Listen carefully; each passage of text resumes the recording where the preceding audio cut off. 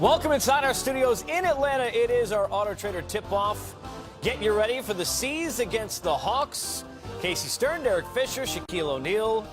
Shaq, I noticed they put you all the way on the left side tonight. I heard somebody in my ear told me you hate that seat. No, Derek Fisher's a guy that, helped me get a statue, helped me get 3 rings in a row. He's the king tonight. He can have the king. Is that what you said? What did you call his seat before he sat down? I can't say it on air. I probably it rhymes with Miritich, I believe. Jokic, Nurkic. Nurkic. Last night, if you were looking to scratch the itch of where are the Cavs that 1 seed we're used to, Fish, we talked about turning that switch on last week. It looked like they turned it up pretty good last night. Yeah, no, the Cavs definitely wanted to show themselves and everybody else that they're still the beast of the East. Even though they tried to downplay this as more than a regular game, they sent the message last night that they still are the team you have to go through to win the East. And Shaq, LeBron's not going to win the MVP most likely this year, obviously. It looks like Westbrook's going to be the guy. But he showed up like the MVP and best player we know he is last night in the spot he needed to. He knows what it takes to win a championship. He knows what it takes to get his team ready. 36-10. It was probably one of those afternoons after shoot-around. I got to go to work tonight. I got to send these guys a message. Guys, you follow. Bring me the ball, because Boston's playing great, and they were very high on their horse about getting that #1 seed. Cleveland's been having some ups and downs. I don't really call it ups and downs, D. I think you can agree with this. I just think they're bored and ready for the playoffs. But when you push their buttons, when you test them, they came out and they played very well, with, especially with LeBron in that 36-10. Is it possible that LeBron has been so great in his career that he's now underrated? I don't think we're appreciating fully what this guy is doing year in and year out, night in and night out for his team. I still think Russell Westbrook is the MVP, no question about that. But LeBron hasn't been in the conversation at all for whatever reason. And this guy's been great for a long time, and it still looks like he has a chance to lead them to the top in the East and have a chance to win another championship this year. I mean, let's be honest. With Westbrook and Harden, what they've done, I think Kawhi and LeBron, in some ways, are kind of getting forgotten. But you guys know what it takes to win championships. For the Celtics, Shaq, what do they learn? They had a big test last night. They failed. It didn't go well. When you get back in that room, what do the leaders say? What do you learn from that? Well, you just have to bounce back. Cleveland was just a different animal last night. This is something you definitely can't, go and sob and start crying. You just have to bounce back and say, hey, wherever we end up in the playoffs, we still have a chance to possibly win a championship. So, whatever spot they get, they're just going to have to deal with that.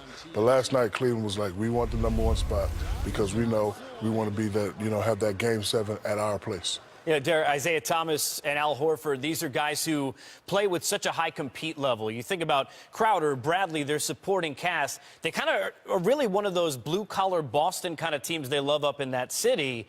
They're tough. This is going to really test their toughness more than ever after a loss like that last night. Yeah, no, I'm excited about tonight for the Celtics. To me, tonight shows more about them than last night. Last night, they played against a team that's been to 2 consecutive NBA Finals. They got veteran guys that know how to win, and they proved that last night. So tonight becomes an opportunity for Brad Stevens, the players, and their team to really show, all right, we learned from last night, and all those little attention to details and the things that we've been talking about in terms of being great. We learned last night we're still a little bit of ways away from that. So now let's come back tonight. Let's bounce back. Let's hit Atlanta in the mouth, kind of get ourselves righted, and still send that message that when we see you again in the Eastern Conference Finals, we can figure some things out. My only concern with Boston is that Isaiah Thomas is the only guy that scores in the fourth quarter. Somebody else or maybe 2 people are going to have to step up, especially in the playoffs, because in the playoffs, Fish, you got time to prepare, and they're going to say, okay, this guy's undersized. When he comes off the pick and roll, trap him and stay with him, make him give the ball up. So when he gives the ball up, somebody else is going to have to, step up their game, especially in the fourth quarter.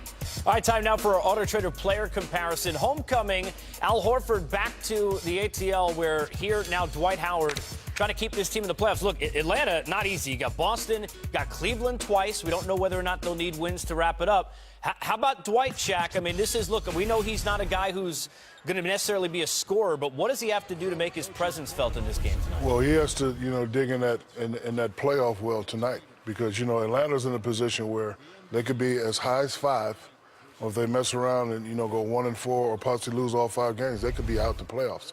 Now, if I was Dwight and I was watching that little stat right there before the game, because I know the TV's on for the game because we always used to watch the TV, I'd be pissed. Because one, you're comparing him to the other guy. The other guy's not really a center, but the other guy's averaging more than him. So Dwight, in my opinion, tonight, Fish needs to go in that playoff well. Needs to demand the ball. He needs to go after a lot of offensive rebounds. And to your point that he's not a scorer, there's many ways to score without people calling your play. Because my play got called a lot, but every now and then I stepped in and demanded the ball, and guys like Fish and Rick Fox would get it to me. So Dwight needs to dig in that well tonight and say, hey, we need to get number 5. Because you don't want to end up number 7, and you definitely don't want to end up number 8. Does he have that in him? I mean, the compete level that you had, you can't compare it to, but does he have? You guys know what it takes to win a championship. Is he going to be that guy who says, Fish, you know what, I got to make that play tonight? That's the difference for my team. Do you sense that from Dwight Howard? I'm not sure. I mean, obviously, playing against him in the finals in 2009 when he was in Orlando, I mean, he led that team. That team was on his back. A lot of good complementary pieces, well coached by Stan Van Gundy. Budenholzer's a great coach. They have a good cast, but I don't know if Dwight is that alpha male. I think that the Hawks, the injury to Millsap hurts. The loss of Teague and Korver and Horford hurt.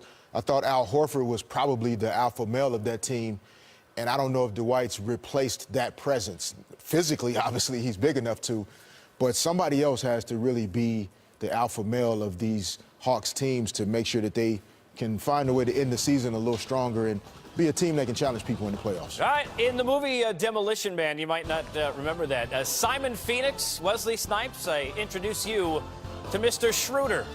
We'll see whether or not he and the Hawks can get it done at home in a big spot. More next.